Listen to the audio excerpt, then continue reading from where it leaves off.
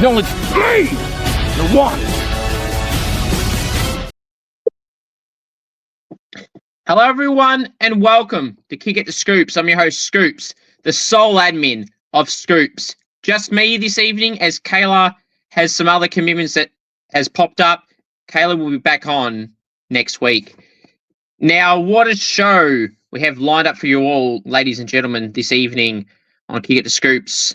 The show continues no matter what. And oh, what a big episode it's going to be. Scoops Goes Bang is going to be a big one again. We've got a fair few topics to bang on about involving Josh Treacy, Fremantle supporters, Tom Lynch, the Rising Star nominee robbery, and a brand new inclusion to this about the AFL are potentially going to hand out suspensions over umpire contact. Yes, you heard that correctly. Wowza. I was going to go through the games that's just gone on the weekend. Preview the rounds just coming. I'm going to talk about my Supercoach talk, my heavily debated team of the week. It's an interesting one this week because there's going to be some guys that kicked X amount of goals that don't feature at all, and you'll know why if you watch the games. So that and so much more. So we'll start off with this. If you know any AFL, AFLW players or any state league players and you'd like to see them on the podcast in a goal kicking challenge and or interview, please do send me a message. We'll try and get something sorted. The Saints dominate the clearances. Really, we're better than Fremantle, but unfortunately just could not get it done on the scoreboard. Some basic shots of goals that were missed. It's just very frustrating. We'll get to that when we get to that. Now, speaking of that game, though, Rowan Marshall, who's channeling his Daniel Wells.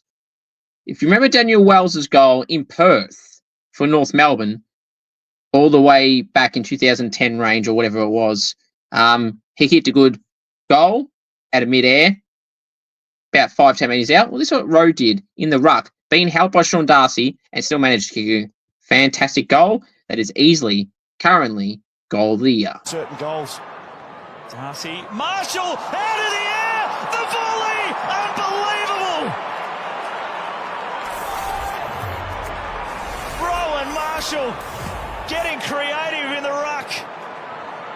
He spiked it clear and hit it pure. Watch this. Darcy, Marshall, bang. We've had rugby. Bang indeed. That was absolutely phenomenal from Rowan Marshall. On your row, superstar. Please stay at the Saints. And Saints, don't let him out. You keep him at the Saints. He's a star. And a great man is Rowan Marshall is a great man, Ro. So please keep him at the Saints. Thank you. Right. Going to go through my Supercoach talk as well. I'll start off with that. My Supercoach score was 1,822. It's finally the bye rounds are done and dusted. 6 weeks of bye round crap is over. We're back to full teams. Your whole team will count. Well, technically you have 23 in Supercoach. The lowest scorer, if you have 23 playing, doesn't count.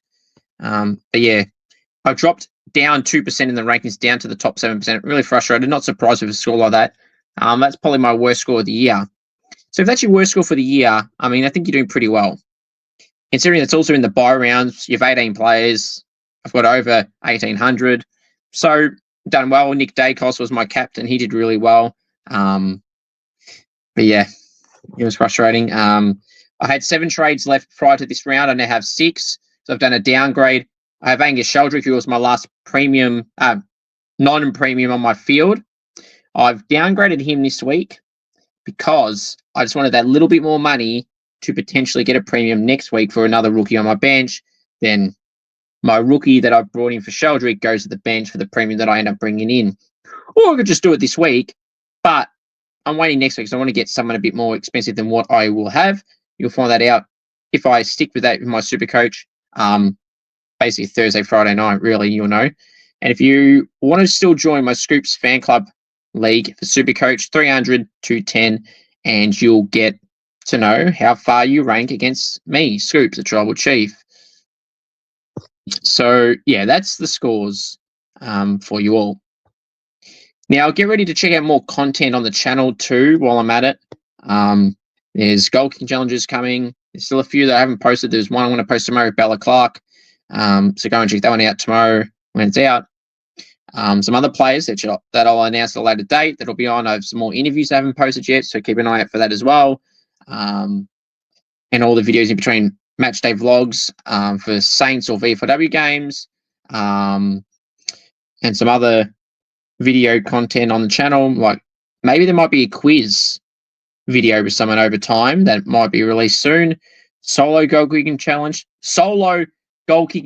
as well. The goal kicking challenge tomorrow that I'll be posting, or plan to post tomorrow, is a speed round solo goal kicking challenge. A little bit different, bit of a different type of goal kicking challenge. That'll be out tomorrow, most likely, and you can check that out, which is a good video. But yeah, all right. Let's now start off with the world famous segment. Scoops goes bang. Oh boy. The AFL today come out and say that they're going to hand out suspensions over umpire contact. The league has told clubs it will begin a mid-season crackdown on players who repeatedly make contact with umpires, flagging possible suspensions. How players get fined for umpires running into them, just baffles me, right? And then, now you're going to suspend players for that? Get off it. How many times have you seen the umpires run into a player? You've seen umpires hurt players, like hit them in the head and they've got a blood nose or got blood coming out of their head or whatever, right? And that's the umpire's fault sometimes. The umpire should learn how to move and know where to walk on the field. The players are going to be where the ball up is and everything. Be smart umps. I know you don't know how to umpire, but learn how to move around the ground as well. Please and thank you. That's just ridiculous. If you're happy with players being possibly suspended for weeks or a week for umpire contact that's not on purpose, what's wrong with you in the AFL? Wowza. Right.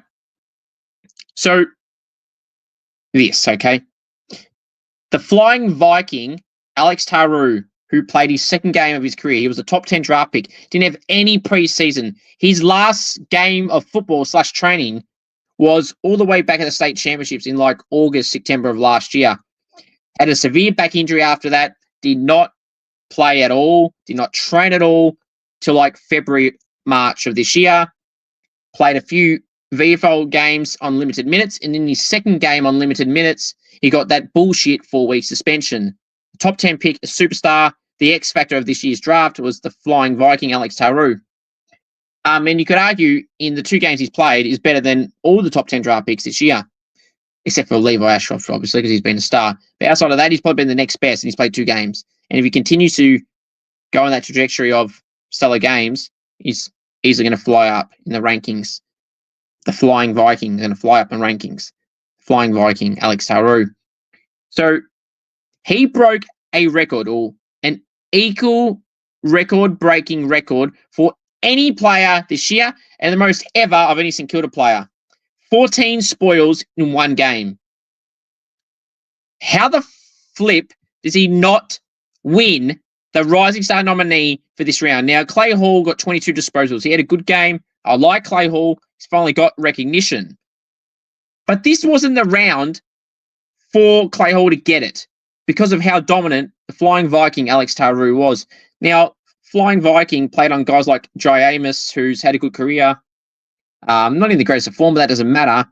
He's a more established player. And the fact of the matter is, 14 spoils for the game is better than anyone this year, or equal best with anyone this year. So that right there in itself gets him the Rising Star nominee for the round. If you watch the game, his marking was really good, and his spoils were obviously elite as well. And it's his second game, so he deserves the award for the nominee for round 16. Now, people go, oh, but Scoops is a block of form. Well, if that's how they operate, that's also a crock of shit. Because how do you, logically speaking, okay, if you say it's off a block of form, how the hell does someone get the round 1 and round 2 Rising Star nominee? Because it's 1 game in, 2 games in, potentially 1 game if they didn't play round 1. So you get my gist of this, right? So that's a crock of shit. Also, Zach Johnson on debut. I think it was his debut against Brisbane. He had like 29 disposals on debut or his second game. He didn't get it either. He was screwed and robbed. Now, another defender, Alex Taru, the Flying Viking, gets robbed right in front of me. There's a reason why in all my interviews with players I have on, or even coaches, do the defenders deserve their own recognition of an award as well? Like the mids got the Coleman. Sorry, the mids got the Brownlow. Rucks get recognised in Brownlow votes, and the forwards got the Coleman. The defenders deserve their own official award. And for years in these interviews, with every person I ask this, I've been advocating for an official defenders award. And we hear a few weeks ago that they finally might bring one in. Better late than never, they say, but 2 years too late.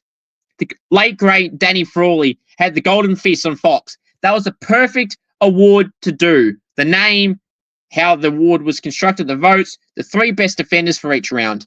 That's how that award should be out in the honour of the late, great Danny Frawley.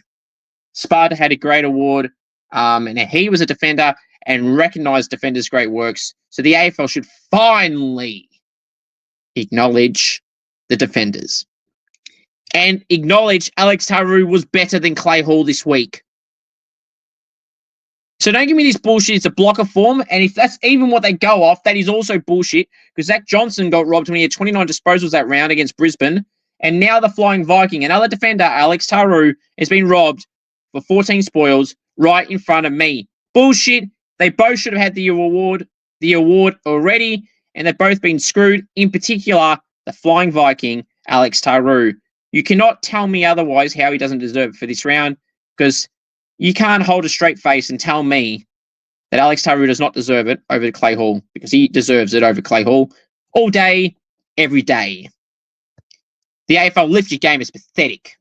Right, that's not the only pathetic thing the AFL has done, or players have done. Josh Treacy. Now, people were carrying on that he got a great rundown tackle on Nasiah Wanganeen-Malira. Was it good? It wasn't bad.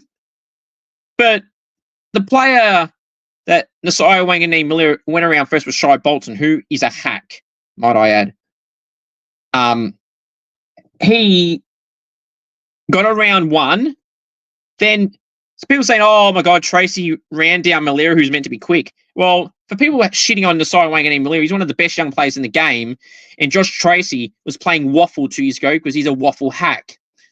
And then, granted, he got a good tackle, I guess. But it wasn't off the work of him. It was because Malira had to get around one player. So his trajectory is not running forward now, is he? He's having to run and balk around the player. So he's going sideways and kind of like standing stationary and moving around on a bend. And then all Treacy has to do is run 20 metres when the player's effectively stationary trying to run around someone. He gets around Bolton, but by the time he got around Bolton, Treacy was there. So Treacy doesn't deserve any credit for that. That was just because Malira had to stop to get around a player, and therefore any player could have got him in that position. Now, that's not what I'm really arguing about. I'm just giving you a bit of a backstory to what happened to what I'm about to say. Josh Treacy tackled Malira, tackled him to the ground, holding the ball, whatever, right? It was holding the ball, but whatever, right? So what I didn't like, so Malira's on the ground, Treacy has tackled him, he's gotten up, then he's grabbed Malira by the jumper while Malira's on the ground and can't defend himself because he's on the ground. Treacy picks him up like this, pulls his shirt, jumper punches him like that, and shoves him into the ground twice. Josh Treacy is a hack. Nasiah Wanganeen-Malira has had a good season this year and last year, and that's already more good games and seasons than Josh Treacy's ever had. Josh Treacy is just like Patrick Voss, one of those tough guy wannabes who won't have a successful career. The only thing he'll be remembered for is being a tough guy. Remember Aiden Johnson, who did that dirty hit on Nasiah Wanganeen-Malira? These guys are trying to make a name of themselves of relevant players and good players because they're shit and they've got nothing to be known by their skills, so they've got to do something else to try and be known by. Josh Treacy is a tough guy wannabe who might look like a tough guy, but how about you pick on someone your own size, Josh? Go do that to Noah Bolter or Tom Lynch and see how long that lasts for you. Not going to last well for you. because, number one, there's someone your size, your age, and height and everything like that. Wanganeen Miller is a young player who's a skinnier player, and he was on the ground. Do that to Noah Bolter or Tom Lynch or someone like that, to Toby Green, albeit he is also smaller, but someone that will retaliate, or Dane Zorko or someone like that, or Tom Stewart.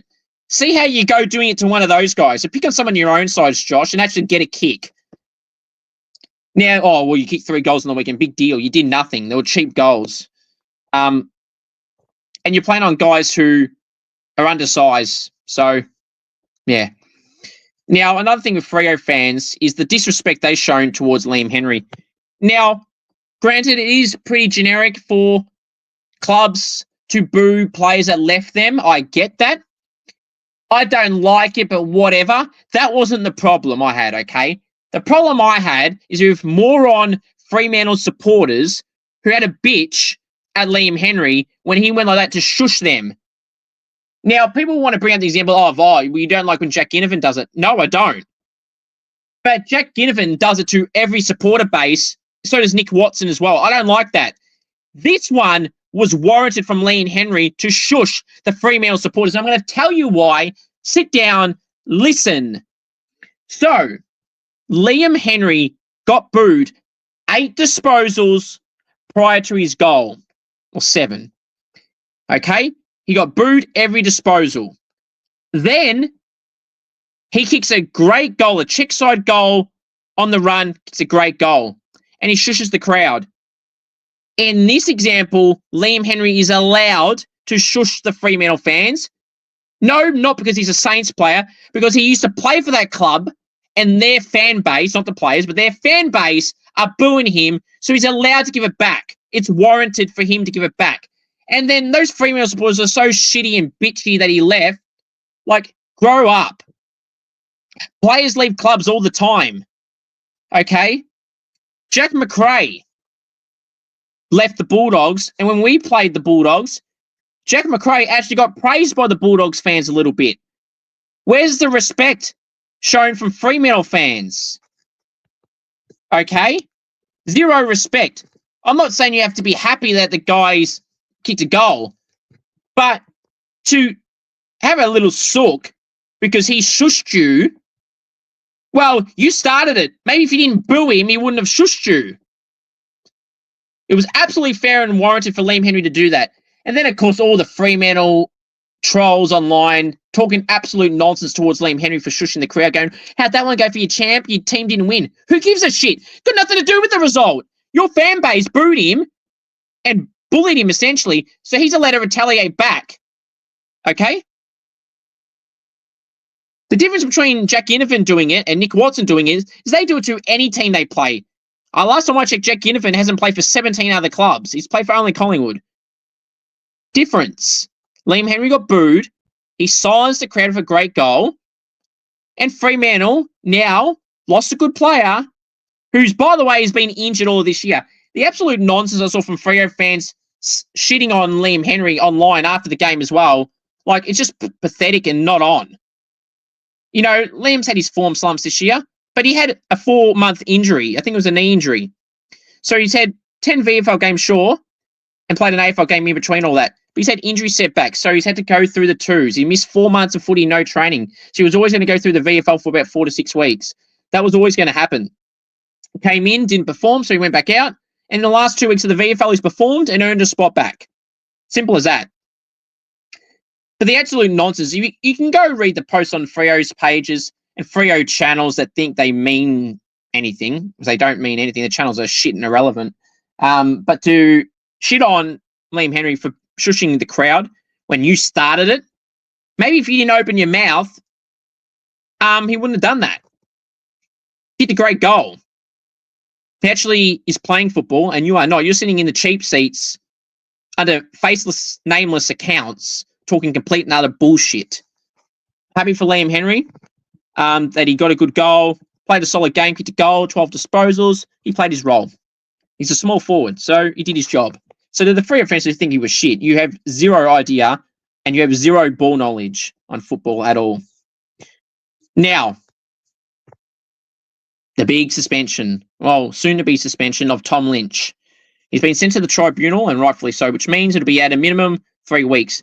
Now, Tom Lynch punched Jordan Butts in the face. He clipped him. He didn't knock him out or anything. I don't care. You should not have to wait for the outcome to severely punish someone. Now, he's going to get at least 3 weeks. Some people are saying should be only 4. No. This is on equal level, if not worse, than Andrew Gaff's hit on Andy Brayshaw. I'm going to tell you why. They were both a swinging arm. Just Gaff connected a little bit more on the face, on the jaw. And Jordan Butts got clipped and didn't suffer a broken jaw where Brayshaw did. And didn't have concussion like Brayshaw did. I get there's the difference, but it's not much different when you think about it because the action's the same. So you're telling me if you punch someone and you can hit someone but they didn't get knocked out, you're going to get little to no suspension. But if you got knocked out and broken jaw or lost teeth or whatever, you would say, yep, 8, please. 8 weeks, please. 8 weeks. And I would say, yes, he does deserve 8 weeks. So why are we waiting for the outcome to determine how long it should be? I know how the AFL operate. I'm fully aware. But that is worth a 6 to 8 week suspension. Okay, I'm sorry. I don't care if you think it should be less. Now, I was talking to someone last night who I respect who was telling me, he thinks it only should be 4 or 3. I'm like, okay, can you please tell me why? They said, well, he clipped him and he wasn't concussed and he doesn't have a broken jaw like Brayshaw did. I'm like, okay, I can respect you to say that, but I respectfully disagree because you shouldn't be waiting for the guy to be knocked out to then add on weeks. The action itself should be out. Now, Barry Hall is one of the dirtiest players in the game. When he king hit Brent Staker and broke his jaw and everything, I don't know what Barry Hall got, but different time, I guess. If Barry Hall did what he did then, now, that loser would cop a year suspension. And rightfully so. In fact, he should be terminated from the comp. Right? He should be removed from the comp. Tom Lynch has a tendency to be suspended and hitting players. Tom Lynch deserves the same amount of weeks as Andrew Gaff got, 8 weeks. Andrew Gaff never had been suspended till that moment and never did after that moment in his career, Andrew Gaff. Tom Lynch has probably been suspended 15 times in his career during his time at Gold Coast and at Richmond. This is a dirty act that should be stamped out.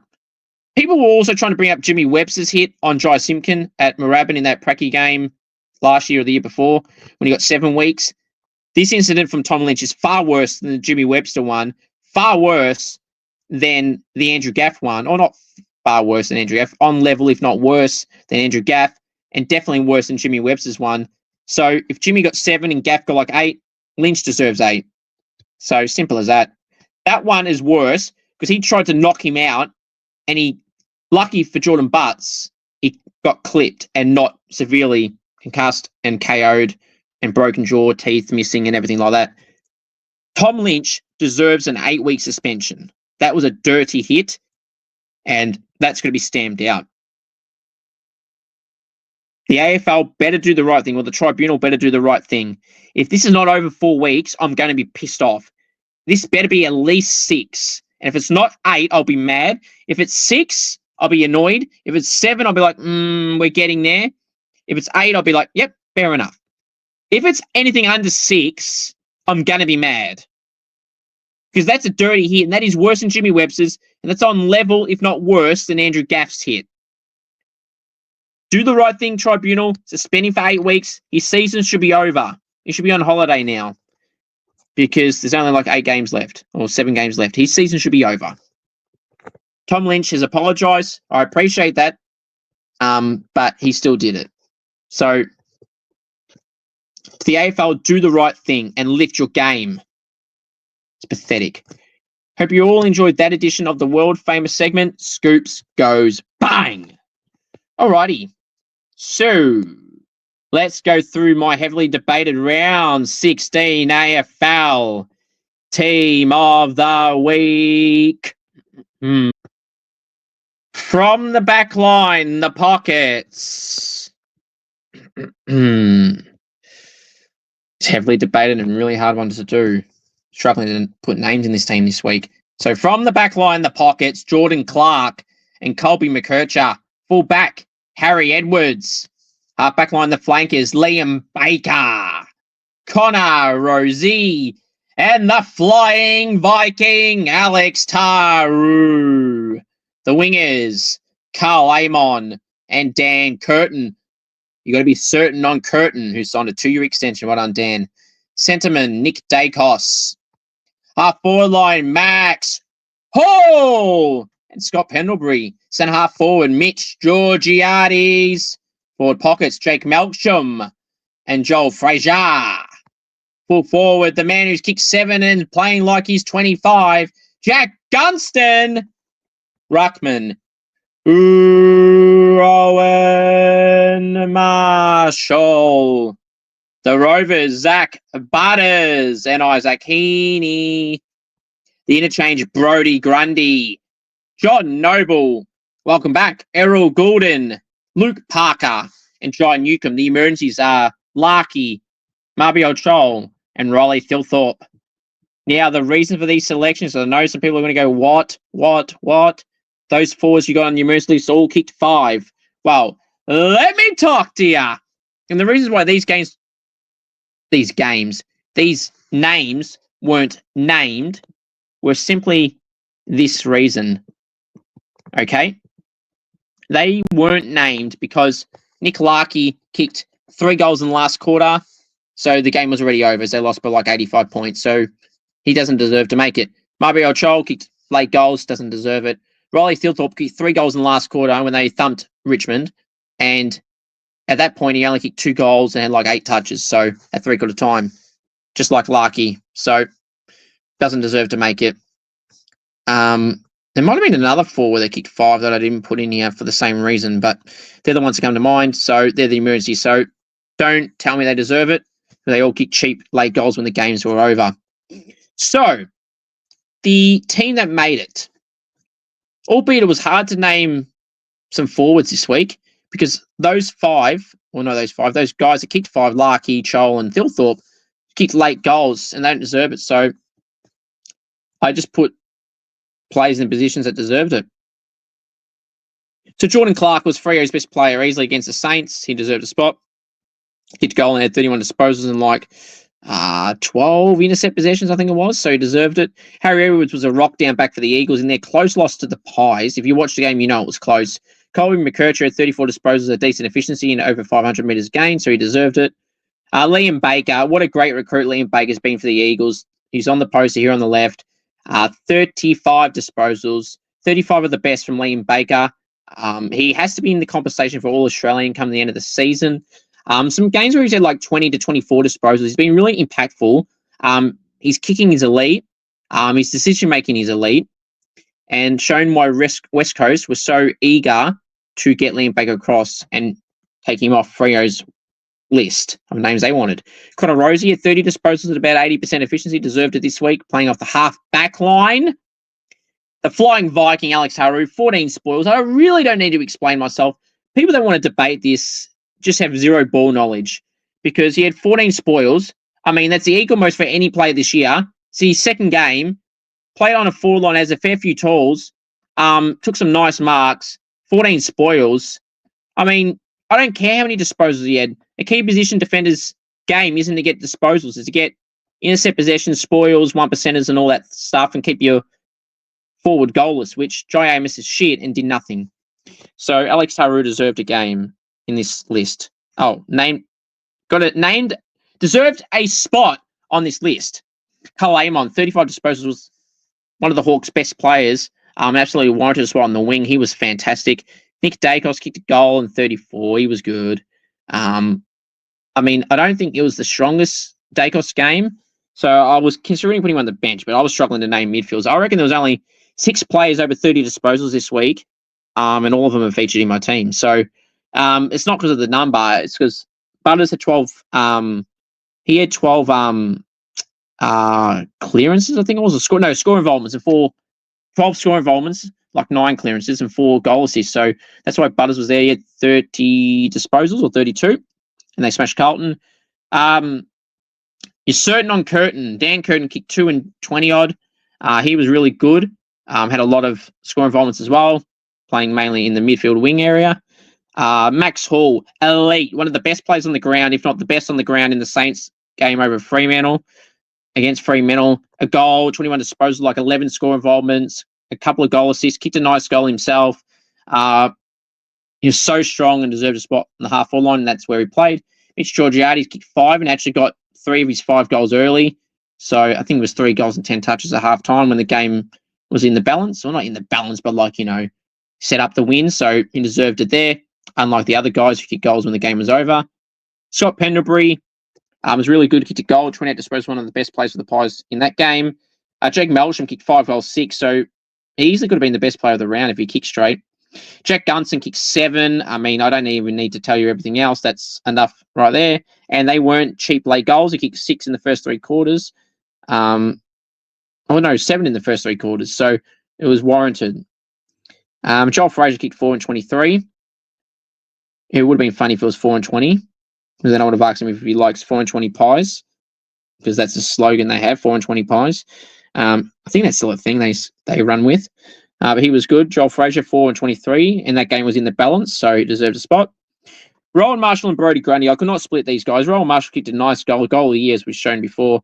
Like 22 disposals, like 28 hit-outs, 10 clearances. Had Darcy and Jackson for company and beat them both easily. So absolutely deserved a spot. Brodie Grundy destroyed Tim English and had probably like 12 more disposals. But it was really hard to split these two. They were both so good. I wanted to put them both on the ground, but I know if I put a ruck as a forward, people will crack it. So one had to go to the bench, and it was Brodie. John Noble at 29 disposals was solid in the back line. Errol Goodwin was 30, with 30 in the midfield was good. Parker had 28 disposals or so for the Roos and like 9 clearances and some score involvements, and I think a goal or 2 for goal assists. So he deserved a spot. And Jai Newcombe at 27 disposals, like 9 clearances, like 73% efficiency. A fair few of those were contested. To be honest, he only just scraped in because those emergencies don't deserve a spot. If I'm being brutally honest, I was struggling to find someone. So Jai Newcombe just had numbers that were pretty solid. So I just put him in. So that's team of the week this week. And obviously the man on the other side of the poster is Rowan Marshall. What a superstar and a great man is Rowan Marshall. Right. Now, let's go through the weekend's game, shall we? So, the first game on Thursday night was at the Adelaide Oval. Michael Voss is in trouble. And by the way, for the Carlton people that vandalise Icon Park, you should be ashamed of yourself. You should have your membership revoked, and you should be banned from any games. That is pathetic. Adelaide slaughtered Carlton. I feel bad for Michael Voss. He had to hire extra security at the VFL game that Saturday night at ETU Stadium at Port Melbourne because of fears of safety, because of the scummy Carlton supporter base that have been absolute ferals towards their coach, which is pathetic. Same with the Port fans that are towards Ken Inkley when they say sack Ken at Albert and Oval and put signs everywhere. It's pathetic. I feel bad for both these coaches. Happy for Ken that his team got a good win by 50 points, and they were so good. It was like 50 points at half time. It was pretty embarrassing for Carlton. To their credit, they stayed on par for the second half, but the game was already over. But you'd rather not get blown out even more, so it's a credit to them. Butters and Rosie were fantastic. So was Miles Bergman, who has officially signed a 2-year contract extension with the Power. If Port fans don't get too excited, because he had the option of 9 years. And he took the 2-year. And yes, you'd rather him sign. That's great. And you can make him change his mind in 2 years. But if his form declines, that offer might not be there for him. So if he really wanted to stay, he should have taken the 9-year deal, secured money, not 2 years. And then if you drop form, that money won't be the same. And you might not even get the contract length of 9 years or 7 years by then. So to wait and see. People are saying it might be added on, part of this new deal. I'm not so sure on that. Haven't heard anything to say that in the contract talks. So, and I don't think Paul will tell you that anyway, but no journo said that in terms of like that he's got that in this new one. So it is what it is. But Miles Bergman had a good game, 2 goals in 26 plays. He's a star, Miles Bergman. Still can join the Saints in 2 years' time, hopefully. Wait and see. Carlton, they were all shit.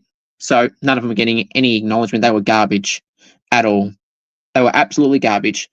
Great game at the SCG. Sydney 96, Western Bulldogs 105. Bulldogs for 9 points. A high-scoring, thrilling game.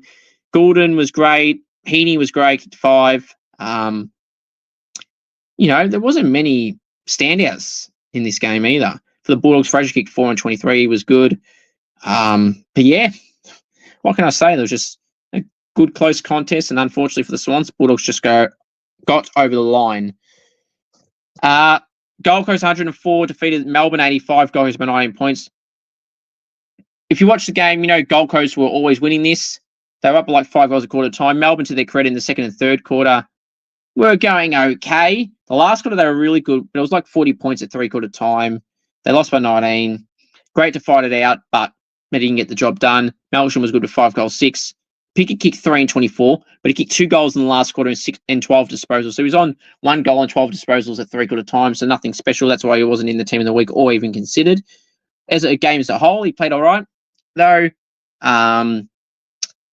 But yeah, Petrarca had 32, but I just didn't think he was that good, hence why he wasn't in my team of the week or even considered, really. Maybe at the end because Jai Newcombe got in, but I think Jai Newcombe was slightly better. Speaking of Jai Newcombe, the Hawks 150 smashed North Melbourne 65, Hawthorn by 85. North Melbourne back to the usual North Melbourne of old. Luke McDonald might not play this week, same with Harry Sheasel. They're both a chance to play. Both look like they might be out long term, well, Luke McDonald anyway. Unfortunately, George Warlaw got another concussion. I believe that's his 3rd concussion in 2 years, so hopefully he can play in 2 weeks' time, but I'm not so sure on that. Hopefully for George, it's all good and he can play footy again, because we would hate to see another Jerry McGovern incident where his career would be cut short. That'd be devastating news. I don't think it's getting to that at this point, but it would be close if he suffers another one. So we'll wait and see. Hopefully George will be back for the Roos in a few weeks. Hawthorn were fantastic. Chol kicked 5. Gunson kicked 7. Connor McDonald did okay. Jai Newcombe did well. But yeah, North Melbourne, that was shit. Colby McKercher was good though. Jai simply needs to play more midfield and help my super coach, Jai. Thank you very much. Collingwood 88 defeated the Eagles 59 by 29 points. West Coast were the better team for 3 quarters, and Collingwood just got into gear in the last quarter. I don't want to listen to any slander discrediting West Coast's performance. They were really good. Liam Baker, phenomenal, 35 disposals. Harry Edwards is a key defender. In the 3rd and 4th quarter in particular, a lot of contested marks and intercept marks, fantastic. That's why he got in my team of the week. He was fantastic. Dacos was good for the Collingwood. Lipinski was solid. Pendlebury was good. But again, I feel like West Coast were the better side. They just didn't execute their goal kicking. A few costly mistakes running into goal. A few options they made. Few easy behinds. They missed like Matt Flynn in the last quarter, and there was someone else in the last quarter missed an easy one. I think it was Liam Ryan. It's just like you were beating the Eagles. The Eagles were beating the Pies in the 3rd quarter, and I thought they were a better team for 3 quarters. And then Collingwood just kicked into gear a little bit in the last quarter, and just were, I wouldn't say too strong for West Coast, so that's the wrong way to go about it. I think it was they were the better side, and then in the last quarter, just Collingwood was slightly better and had more experience and gel better, I guess, in the Eagles and more skill, and that's what got them the win. But Pies, I wouldn't get too carried away. Charlie West on debut kicked a goal, but it was subbed off. That was a good moment for him. He's deserved this opportunity, dominating the VFL. I would know he kicked 6 and kicked the winning goal after the siren against Sandy, which, by the way, the Sandy Saints alignment is finally over. Woohoo! Should have been gone years ago in the men's program. Thank God it's gone. Absolutely terrible that they've had that for so long. Now, St Kilda's VFL team next year, when they come into the VFL competition, will finally be better. Richmond 54 than Sandy. Sandy might even not win a game like the Northern Bullants can't win a game. Richmond 54, Adelaide 122, Adelaide by 68 points. This game was over at quarter time as well, like the Gold Coast Melbourne game, so not much to say. Sam Banks was really good. But outside of that, for Richmond, not many other contributors. Dion Prestia was solid, and Tim Turano, I guess. But for Adelaide, it was still Thorpe kicking 5. I know 3 of them in the last quarter, but okay. In general, Tex will kick 2 goals too. Worrell Makalani kicked 3 and 10. Different role for him a little bit. Push forward a little bit more than normal. Josh Worrell, as I said, Dan Curtin was great, 2 goals and 24. But yeah, the Crows had a good even contributors, and they got a good win over the Richmond Football Club. The Saints and Freo 81, St Kilda 69. Freo by 12 points.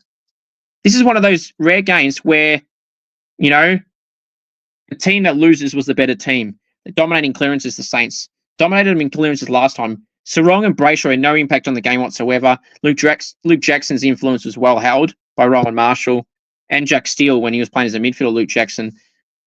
The combination for them seems to work that way, though. But Darcy needs to play more of the ruck, and Jackson can play a midfielder and forward. That seems to be better for them. They finally reckon they've got the mixture ready. Says Justin Longmuir after the game.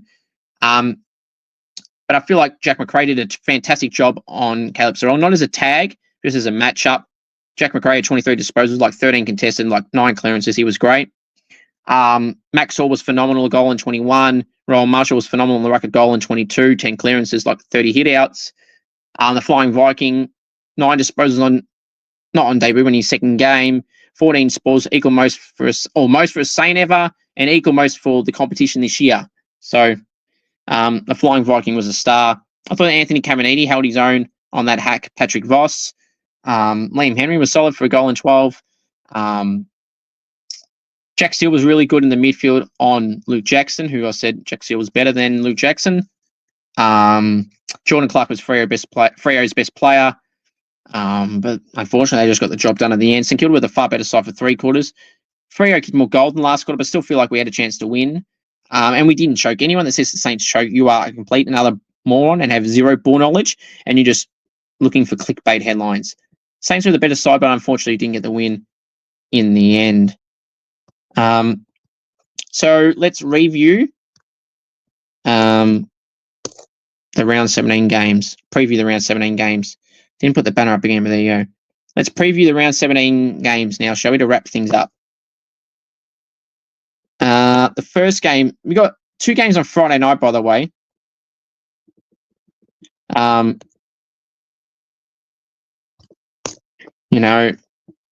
This double Friday experiment where they're going to clash is just a bit bizarre for me that they've done it like this. So, actually, before I do that, let me go into my Supercoach and congratulate Jesse, who I believe is first in my Scoops fan club league. I haven't done this for a few weeks. I'm 34th, so I'm happy. No. Shano is winning by 1 point. Who is 102nd in the world is Shano. Well done, Shane. And Jesse is 104th. Well done to Jesse. We got Jack in 3rd. We got Cameron in 4th. And we got David in 5th. So there you go. That's the top 5 for my Supercoach. Now let's give my tips and predictions for the last round. Well, not the last round, for this round. Thursday night at Marvel Stadium, it's North Melbourne hosting the Bulldogs, 7:30 p.m. Victorian time. I'll be tipping the Bulldogs in this one by 40 points. Hopefully the Roos can get a job done, but they won't, most likely. Friday night at the MCG, 7:20 Vic time, it's Carlton and Collingwood. Collingwood will win by 60 points. You would think they would win easily, but something silly could happen for the Blues this week. 8:20 p.m. at Optus Stadium Friday night. So this is clashing with the Carlton Collingwood game. Stupid. West Coast and the Giants in Perth. I'll be going the Giants by 30 points. Saturday at Marvel Stadium, 12:35 p.m. Victorian time. It's Essendon hosting Gold Coast. Gold Coast will win this one by 30 points, even though it's at Marvel, and Dimmer hates Marvel Stadium, as we are fully aware by now. Dimmer hates Marvel Stadium. You mad, bro? We were probably the side that should have beat you, Dimmer. Also on Saturday, 4:15 at GMHBA Stadium, we have Geelong hosting Richmond. I'll be tipping Geelong, unfortunately, in this one by 40 points. Saturday night at the Gabba, we've got Brisbane hosting Port Adelaide, 7:15 Victorian time. I'll be tipping Brisbane is one by 30 points, coming off their week off. 7:35 p.m. Victorian time, my apologies. 7:40 p.m. at Marvel Stadium, it's St Kilda hosting Hawthorn. I'll be tipping the Saints in this one by 5 points. Why is this clashing? Saturday night games clashing again? And bullshit. And we've got 2 games on Sunday, more the reason why are they clashing. Sunday, 1:10 at the SCG. It is Sydney hosting Freo. I'll be tipping Sydney in this one by 10 points, 1:10 Vic time. And the final game to end round 17, 3:15 at Adelaide Oval. It's Adelaide hosting Melbourne. Now, apparently Channel 7 have made every game bloody go 5 minutes early because of their news. So I feel like that's why. So they can't have the game at 1:10. So they're kind of trapped because they don't want it too early. They have to make it like 12:30 just so they don't clash. It's going to be like a last quarter clash with this game and for the rest of the season, all because Channel 7 are morons who have to have everything their way and just stuff up with everyone's plans and the AFL's time slots and just make it even worse than it already is. So Adelaide by 35 points over Melbourne, by the way. No, 40 points. Screw it, 40 points. All right, we'll wrap up the show this evening with this. If you know any AFL, AFLW players or any state league players and you'd like to see them on the podcast in a goal kicking challenge and or interview, or would like to co-host one of these episodes, please send me a message and try and get something sorted. The Scoops AFL medal will be the week of the plan is of the bye round, but I may have my Scoops VFW medal at that same time, and other podcasts as well through that time. So I'm not so sure. I'll have to work that out, but it'll be around that time, that's for sure. Who will win this year's installment of the Scoops AFL medal? You'll have to wait and find out. It's a vote count that you do not want to miss. Thank you all very much, and acknowledge me, the Tribal Chief Scoops, and acknowledge Roman Reigns. I miss you, my Tribal Chief. And Liv Morgan, we're thinking of you and hope you're back out in the WWE ring soon. We miss you, Liv. Go Saints, and acknowledge me, the one Tribal Chief, and your other Tribal Chief, Roman Reigns.